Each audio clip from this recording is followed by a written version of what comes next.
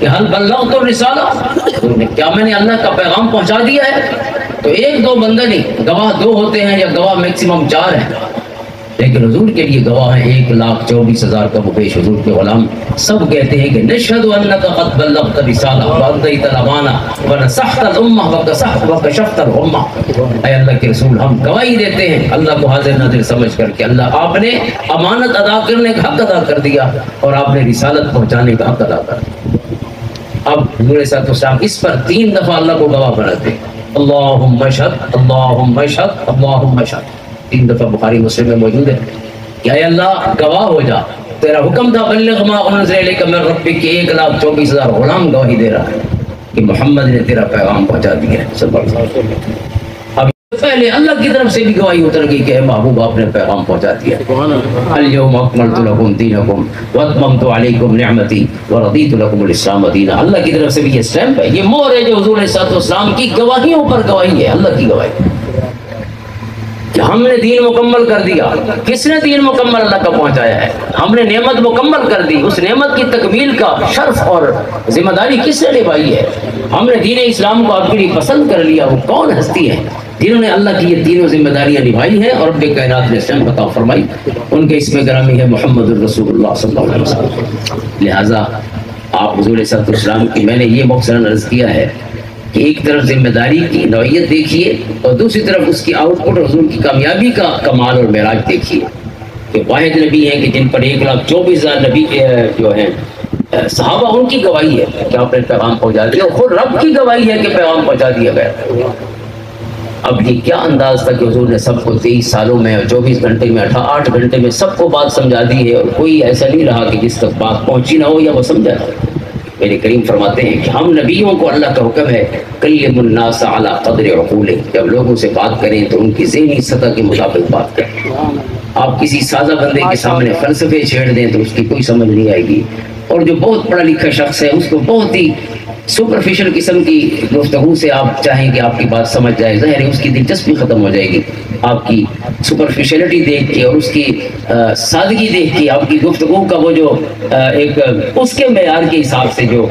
معیار کا تنزل ہے، اس کو دیکھ کر اس کی دلچسپی ختم ہو جائے گی۔ لہٰذا نبی کو یہ حکم ہے اور حضور کا ہمیں بھی حکم ہے کلم الناس علی قدر عقولہ، لوگوں کی ذہنی سطح کے مطابق گفتگو کیجیے۔ اور یہ سب سے بڑا ایک ٹیچر کا، معلم کا فرض ہوتا ہے کہ وہ اپنا ٹارگٹ دیکھے کہ میں کس سے بات کرنے لگا ہوں۔ اگر کوئی بندہ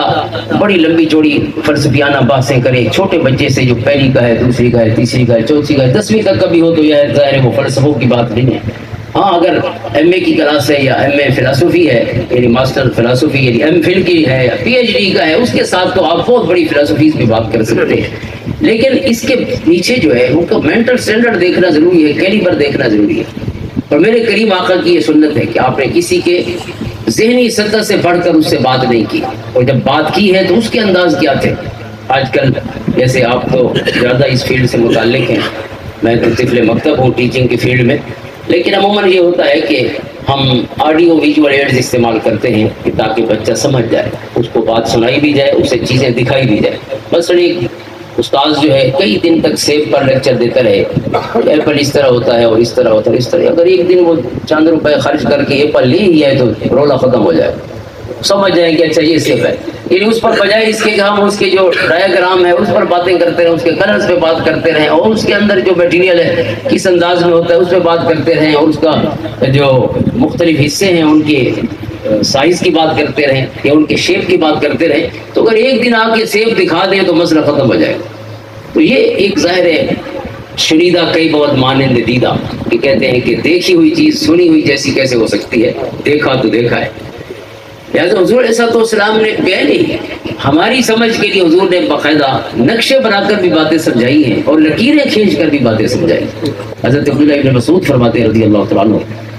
قرآن کریم کی آیت ہے وَأَنَّ هَذَا صِرَاطِي مُسْتَقِيمًا فَاتَّبِعُوهُ وَلَا تَتَّبِعُوا السُّبُلَ فَتَفَرَّقَ بِكُمْ عَنْ سَبِيلِهِ، کہ یہ جو اللہ کا راستہ ہے یہ سیدھا راستہ ہے، ان ھذا صراطی مستقیما فاتبعوا، یہ سیدھا راستہ ہے اللہ کا، بس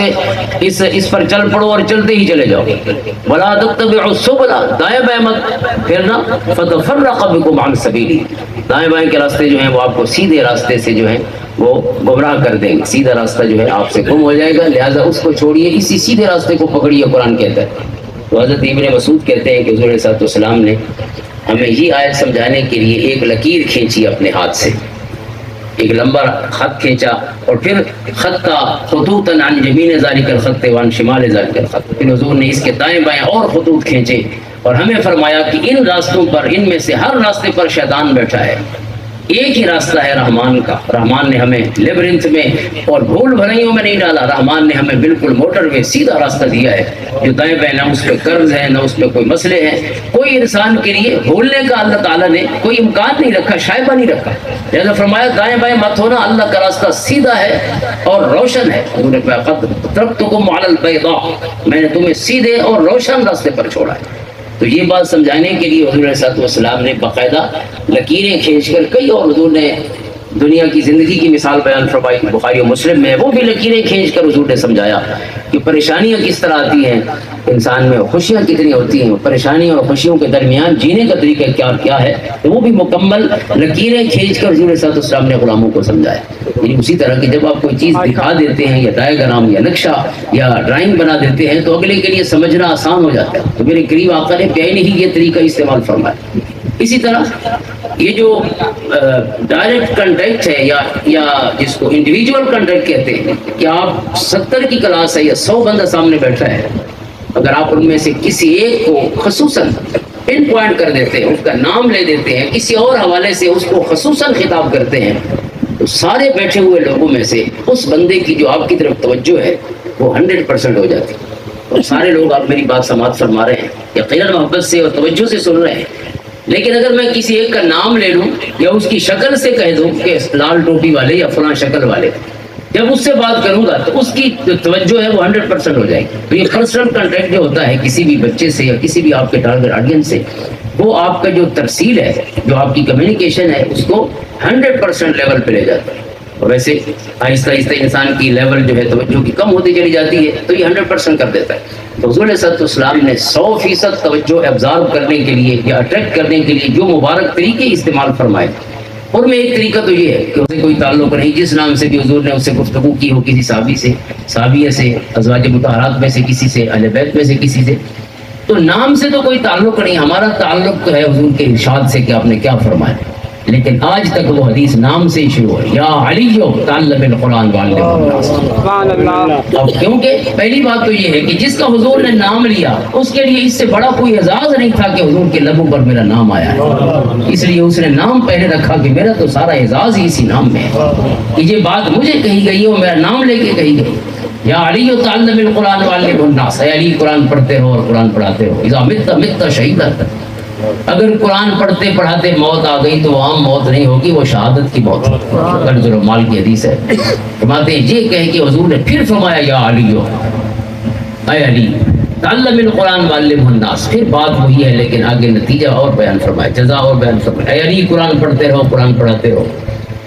اذا مت حجت الملائکۃ الی قبرک کما تحج الناس الی بیت اللہ العتیق، اے علی اگر قرآن پڑھتے پڑھاتے موت آ گئی تو اللہ کے فرشتے ایسے تمہاری قبر کا طواف کریں گے جیسے اللہ کے بندے اللہ کے گھر کا بیت اللہ کا طواف کرتے ہیں۔ کب تک طواف کرتے رہیں گے؟ جب تک آپ کی قبر زمین پر موجود رہے گی، جب تک قیامت قائم نہیں ہوتی، اس وقت تک قرآن پڑھنے پڑھانے والے حامل قرآن کی قبر کا فرشتے طواف کرتے ہیں۔ اب یہ حدیث پاک کے سمجھانا مقصود تھا، لیکن حضرت علی کا نام لے کے سمجھا۔ حضرت عائشہ کہتی ہے میرا نام لے کے حضور نے فرمایا یا عائشہ، تو اے عائشہ نرمی عرفق، اے عائشہ نرمی اختیار کرو، ان اللہ رفیق و یحب الرفق،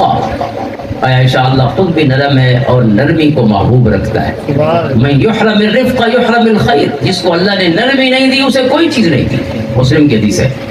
یعنی چاہے اس کی دولت ہو، پیسہ ہو، صحت ہو، جوانی ہو، بچے ہو، سب کچھ ہو، لیکن جس کو مزاج کی ٹھنڈک نہیں عطا فرمائی گئی، جس کو مزاج میں برداشت اور حوصلہ اور حلم نہیں دیا گیا، حضور فرماتے ہیں اسے کچھ نہیں دیا۔ لہٰذا یہ جو مزاج کا نرم پن ہے یہ اتنا اللہ کی بارگاہ میں محبوب ہے کہ یہ کسی کو دیتا ہے، بلکہ ایک اور حدیث پاک ہے کہ اللہ تعالیٰ جس گھر سے محبت کرتا ہے ان گھر والوں کے دلوں میں ایک دوسرے کے لیے محبت اور نرمی رکھ دیتا ہے۔ اللہم علی باب الرفق، اللہ انہیں نرمی کا دروازہ دکھا دیتا ہے۔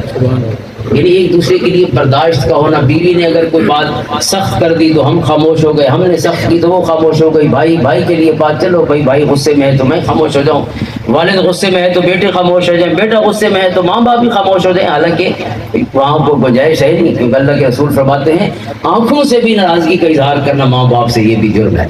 آنکھوں سے بھی, زبان تو زبان رہ گئی. لیکن بہرحال جو کہ مطلب یہ ہوتا ہے کہ how to defuse the tension, جو اس وقت پوزیشن بنی ہوئی ہے اس ٹینشن کو کس طرح ڈیفیوز کیا جائے تاکہ معاملات مزید جو ہے وہ پارا جو ہے غصے کا اوپر نہ چڑھتا چلا جائے. تو اس میں ایک خاموش ہو جائے تو دوسرا, یہ دل کی نرمی ہے. حضور فرماتے ہیں اللہ تعالیٰ جن گھر والوں سے محبت کرتا ہے انہیں نرمی کے دروازے عطا فرما دیتا ہے.